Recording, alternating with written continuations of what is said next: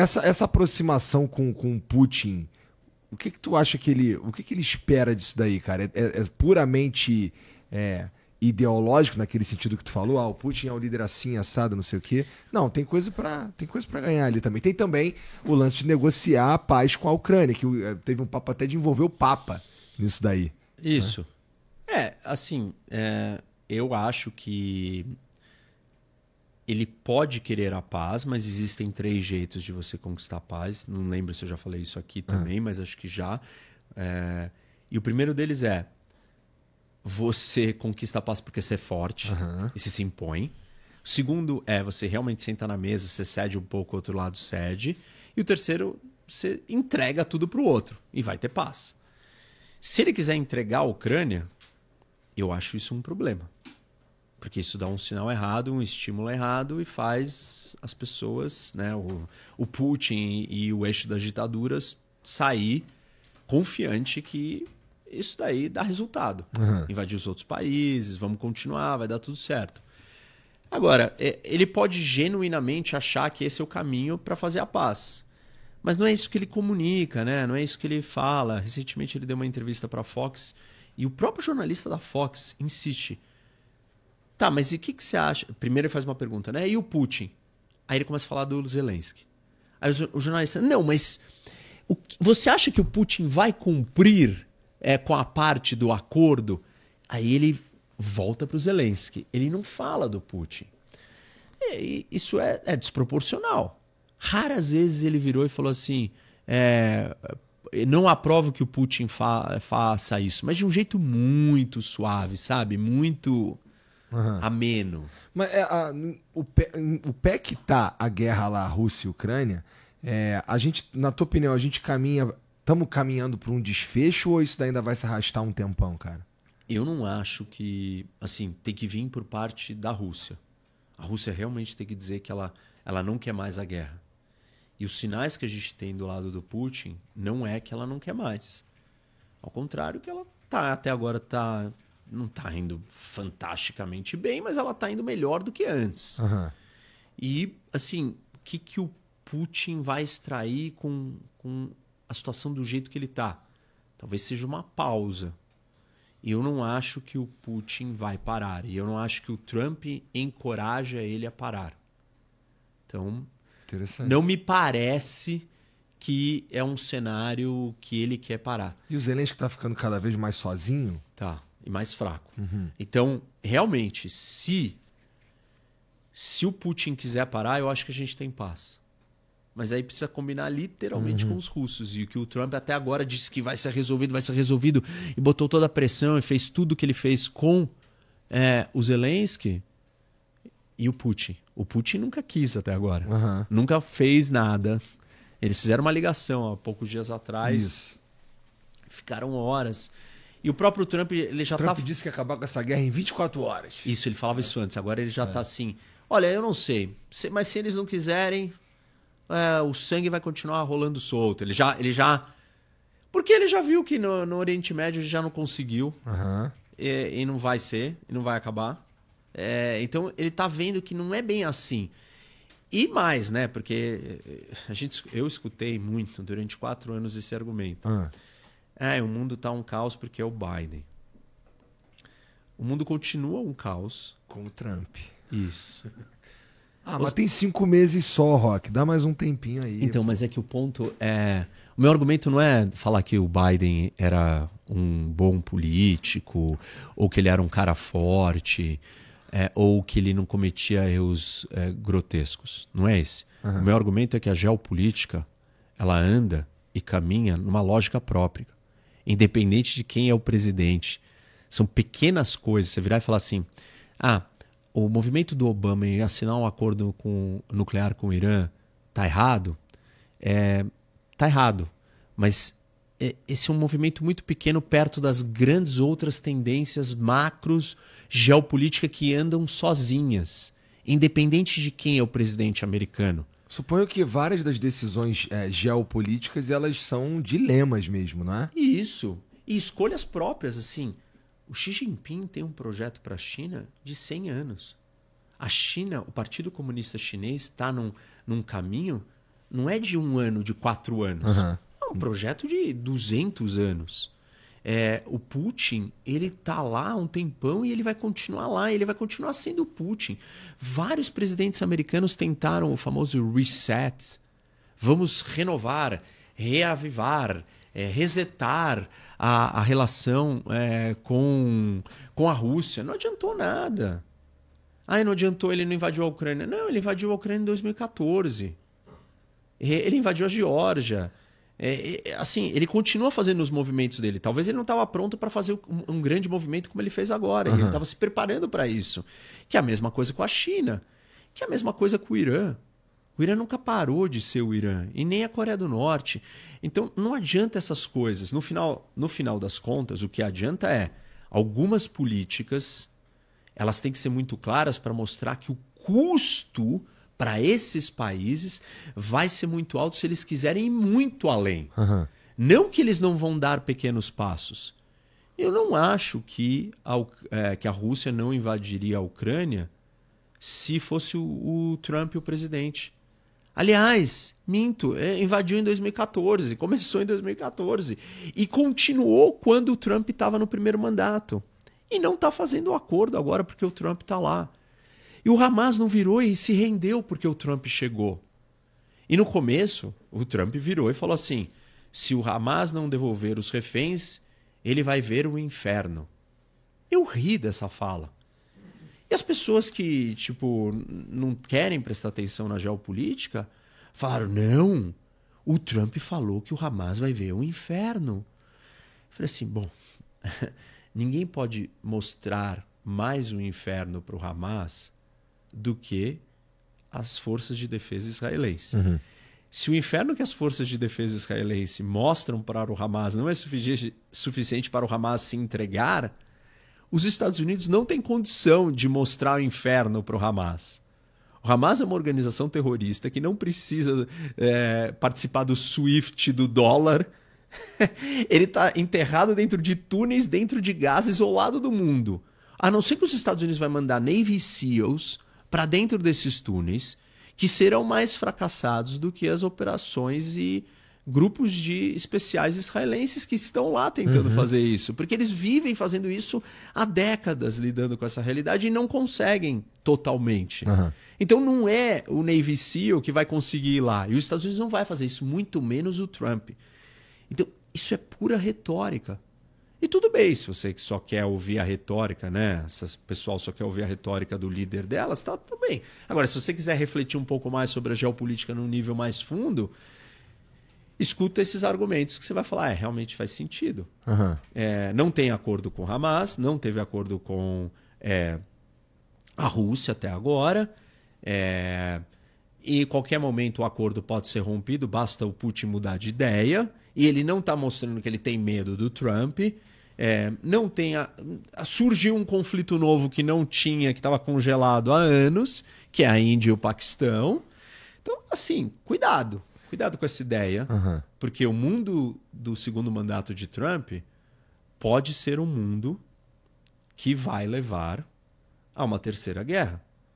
E eu, sendo crítico a algumas dessas ações dele, como fui das do Biden e do Obama, não vou dizer que foi culpa do Trump, porque eu já não digo isso. Eu digo que o caminho para a terceira guerra, dentro do cenário que a gente tem desenhado hoje, na minha concepção, na minha análise, ele é inevitável. Ele é inevitável. Para ele não acontecer, a gente teria que ter um colapso interno ou da China ou dos Estados Unidos. Antes. E eu não acho que nós estamos em vias disso acontecer. Mas então não é uma questão de vai ter ou não, é uma questão de quem vai vencer. Na minha ótica, a minha análise, ela é quem vai vencer essa guerra. Como todos os outros momentos da história da humanidade que a gente teve colocado dentro da armadilha de Tucídides, que é o primeiro historiador que conta da Guerra do Peloponeso, da disputa e rivalidade entre Esparta e Atenas, e aí a ascensão de uma potência secundária para rivalizar Atenas, desafiando a potência predominante que é Esparta. E isso se chama armadilha de Tucídides. A potência que está crescendo acha que chegou a vez dela de tirar aquele do lugar, e a que está ali fala, estou me sentindo com medo porque esse outro vai me tirar do lugar e eu não vou deixar. Existe um projeto em Harvard que chama Thucydides Trap, Armadilha de Thucydides, que é um projeto de estudo sobre esse fenômeno ao longo da história da humanidade, de todas as potências rivais que existiram e como que eles resolveram a rivalidade. E o número, eu não lembro exato, mas é tipo assim, são 18 instâncias que eles identificaram e 14 foram guerras.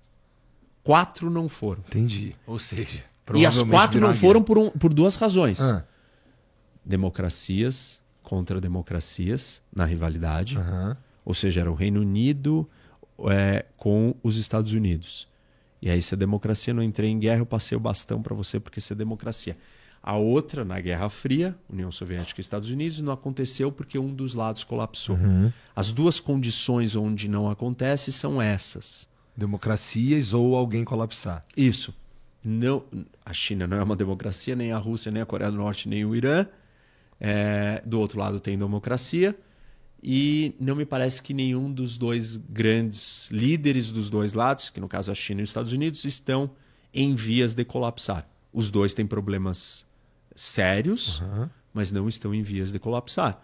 Com isso, eu digo, né, ou eu entendo, ou deduzo, óbvio, que não me parece que nós vamos fugir disso. E assim, eu não sei por que a surpresa. É porque a gente, na verdade, não espera que esse desfecho aconteça. A gente é ser humano otimista, no fim das contas. Tudo bem, mas aí, vamos lá. Se você acha que isso não vai acontecer, é porque você acha que a razão e a causa da guerra é cultural. Tá. Se você acha que a razão e a causa da guerra é biológica, é natureza humana, você teria que mudar o DNA, os genes humanos, para você não ter mais guerra. Se você disser para mim é biológico, então esquece. Nós vamos sempre guerrear. Se você disser não é cultural, aí a gente pode mudar a cultura, né? A evolução biológica ela é muito lenta para a gente ter uma mudança. O problema de você dizer que é cultural é que você precisa provar que não aconteceu nada disso em nenhum outro momento, em outros momentos da história. E o ser humano existe há 2 milhões de anos. 99,9% desse tempo a gente era caçador-coletor.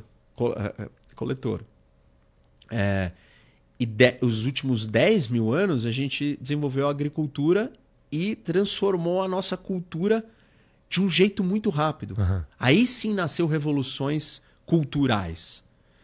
E aí a gente tem que olhar lá para trás e falar assim, tá bom, há 100 mil anos atrás a gente se matava? Se a gente se matava 100 mil anos atrás? Oxi! Tá bom. Óbvio que essa discussão ela é complexa do ponto de vista científico, porque os antropólogos eles dizem que tem 4 evidências para isso. E a primeira é armas. E essa é a mais óbvia, né? E aí eles falam assim, não, a arma era um símbolo de poder. Ela não era usada, ela era ritualística. Ela não era uma ferramenta de matar. Só que aí tem um estudo recente que foi feito por um antropólogo, acho que dinamarquês, que ele mostra que as espadas eram danificadas e eram afiadas e consertadas. Se elas eram danificadas e acertadas, elas eram usadas. A gente se matava. Isso. Aí a segunda coisa é a existência de fortalezas. Então, você tem uma fortaleza, por que tem fortaleza se você não se mata? E aí a outra explicação dos antropólogos não, isso daí pode ser que era a casa do chefe. Então a fortaleza era o lugar onde a figura, o líder maior vivia. Não, pode ser que seja um espaço para um ritual religioso. Não, pode ser que seja um lugar para guardar comida. Então tem outras interpretações e a gente não sabe, porque não tinha história escrita, não existia escrita. Uma coisa que a gente não encontrou até hoje são vestígios de humanos dentro dessa área que é a fortaleza. Então, isso corrobora, né, para uma teoria. Falar assim, bom, então ali dentro não estava guerreando. O que será que era? A terceira, é desenho na caverna. E aí tem o desenho dos caras lutando. E aí uma interpretação dos antropólogos não, isso não é uma guerra de verdade, é uma representação. Quem falou que eles estavam guerreando? Eles só estavam desenhando uma coisa simbólica. Mas todo o resto que eles estavam desenhando era prático, né? Então, talvez isso aí seja não prático sei, também. a gente não sabe. Esse é o argumento. Estou dizendo quais são os argumentos. Eu não tô... o terceiro são os ossos encontrados danificados. E 55% dos neandertais, eles têm perfurações no crânio e no ombro e nos braços, de feridas. E aí todo mundo fala, a maioria dos ossos que a gente encontrou desses humanos antigos, eles foram feridos em combate. E aí a interpretação antropológica não, isso daí era fruto da caça. Era um machucado, né, um ferimento. Entendi. Que acontecia com um tipo de caça. Assim, a evidência final a gente não vai ter. Mas, basicamente, o argumento fica dividido entre dois grandes pensadores. Hobbes, que vai dizer que a natureza humana é pobre, solitária, bruta, destrutiva, violenta, e que a gente só consegue conter essa natureza quando a gente cria o Estado põe ordem. E o Rousseau, que vai dizer que a gente era puro, lindo, maravilhoso, lá no antepassado, e que aí veio a sociedade, ou seja, veio a cultura, veio a propriedade privada, veio a escassez, veio o crescimento demográfico, veio as sociedades, as tribos, os clãs, as turmas, a falta de espaço, e aí a gente começou a se matar e brigar. Basicamente, esses são os dois caras no século XVII que falaram, 17, 18, falaram isso, e eles representam essas duas escolas. Óbvio, tem um monte de outras explicações, né? Psicológica. Na verdade, até o Freud e o Einstein entraram nessa discussão. O Einstein mandou uma carta para o Freud perguntando por que a gente tem a guerra. E o Freud deu uma explicação dele psicológica. Falou de pulsão de morte, falou que a gente tem ímpetos de morte e ímpetos de amar. E relacionou isso ao complexo de Édipo. Falou, olha, você ama a sua mãe, mas você quer matar o seu pai porque ele está interferindo na sua relação com a sua mãe. Isso é reprimido sexualmente e você guarda isso para dentro e isso vai explodir uma hora e você vai querer matar e por isso que a gente vai para a guerra. Vários outros psicólogos ou terapeutas pós-Freud seguiram na mesma linha de explicação e trouxeram várias comparações, assim, tipo, explorando esse mesmo conceito. Interessante. E aí, claro, tem outras partes da psicologia que também discute tudo isso que não tem a ver com a psicologia freudiana, né? Psicologia evolutiva, psicologia social, tem um monte de coisa. Tipo, a ideia do culto do guerreiro. Não é uma coisa cultural, é uma coisa psicológica. A sociedade espartana e a dos vikings eram sociedades marciais.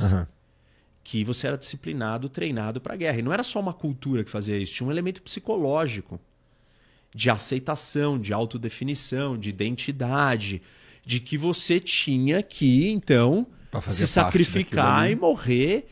E esse era um elemento psicológico independente da cultura marcial da sociedade, entendeu? Entendi. Então, enfim, eu acho que o DNA humano, né, biologicamente, a gente tem ímpetos destrutivos sanguinários. Ah, e você que tá assistindo esse vídeo aqui no Talk Flow, dá pra você virar membro, cara, do Flow agora. É um botãozinho do lado do botão de se inscrever. A gente faz um programa semanal só pros membros. Olha. Então fique esperto aí. Se quiser virar membro, tá bem aqui do lado, é mão merreca, custa menos de R$8, irmão.